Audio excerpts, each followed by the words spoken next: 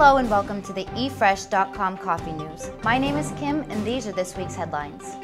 Burundi coffee to go down by 56%. Truant rains in India rob coffee cover.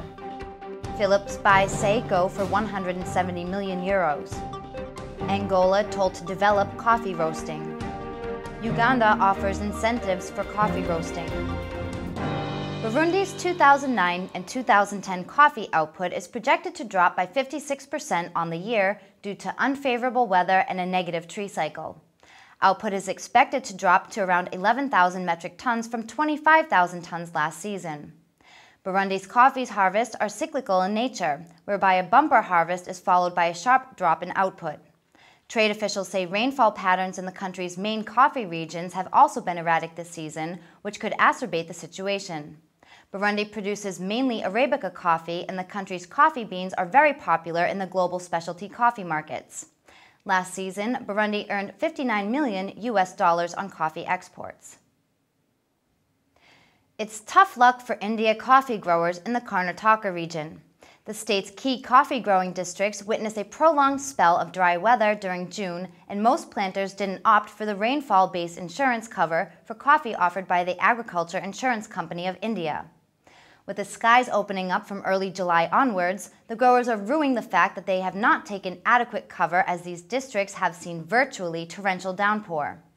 RISC covers two crucial phases, the blossom and the backing shower, and the monsoon phase.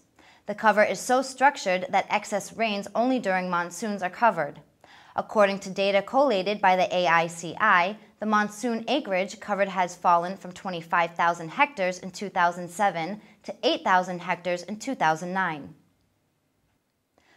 Royal Philips Electronics NV says it has bought Italian espresso machine maker Saeco International Group SPA for 170 million euros. Philips announced it was in talks to buy Saeco in May, but didn't then disclose proposed terms of the deal. Based in Gaggio, Montano, Italy, Saeco is Europe's largest maker of espresso machines, with sales of 318 million euros over the 12 months ended March 31st. Saeco makes machines branded under the Saeco and Gaggio names, as well as making machines for Lavazza and others. In the deal announced, Philips will pay the company's creditors, who were not named, the entire 170 million euros, with an additional 30 million euros due dependent on certain conditions, Philips said without elaborating. The Inter-African Coffee Organization Secretary Josefa Correa Saco said that Angola should encourage the national business community to develop coffee roasting. This is as a way of using transformed coffee to supply the markets of Central Africa and Austria, mentioning the example of Côte d'Ivoire.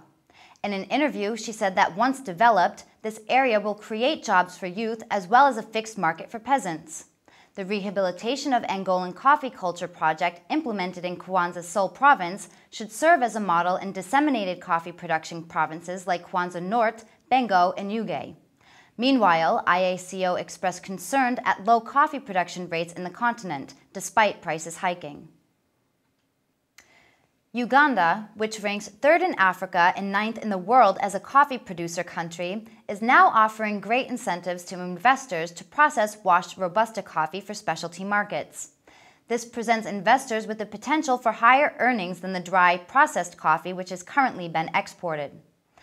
Though coffee roasting is tied to niche markets, coffee roasting can be adopted to larger markets, especially with the growing demand of Ugandan coffee in China. Uganda produces about 3.5 million bags per year, of which 90% is Robusta coffee and 10% Arabica. The country's yields per hectare for Robusta are approximately double those of its African competitors. All coffee is organic, and some coffee-producing areas have been certified as organic by the Swiss company Cray Control. Thank you for watching the eFresh.com Coffee News. See you next time.